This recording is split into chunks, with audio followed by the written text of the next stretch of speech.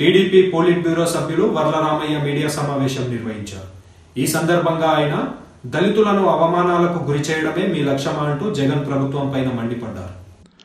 Confirm గా ఉన్నామండి మేము, అంటే ఊపిరి సల్పటం లేదు వైఎస్ఆర్ కాంగ్రెస్ పార్టీలో ఉండటానికి, ఆ ప్రైవేట్ లిమిటెడ్ కంపెనీలో కంటిన్యూ అవటానికి.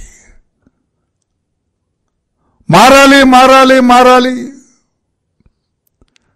ట్రాన్స్ఫర్ చేస్తాను ఇక్కడి నుంచి అక్కడ కాదు, వాళ్ళని కాదు మార్చాల్సింది. 174 క్యాండిడేట్స్ని కాదు, 175 ఆయన 174 ఇన్ఛార్జీలను కానీ క్యాండిడేట్స్ని కాదు మార్చవలసిందే, మీరే మారాలి. ట్రాన్స్ఫర్ మీకు కావాలి. ఇప్పుడు జగన్మోహన్ రెడ్డిని ముఖ్యమంత్రి పదవి నుంచి ట్రాన్స్ఫర్ చేయాలా?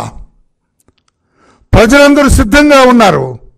No, you doesn't deserve to be chief minister of the state. నీకు ట్రాన్స్ఫర్. ఎక్కడికి పోతాడు?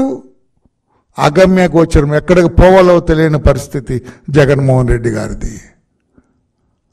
రాబోయే రోజుల్లో ఒక ప్రతిపక్ష నాయకుడి హోదా కూడా దక్కదు అతనికని ప్రజలు చెబుతూ ఉన్నారు, ఆ పార్టీ నాయకులు చెబుతున్నారు.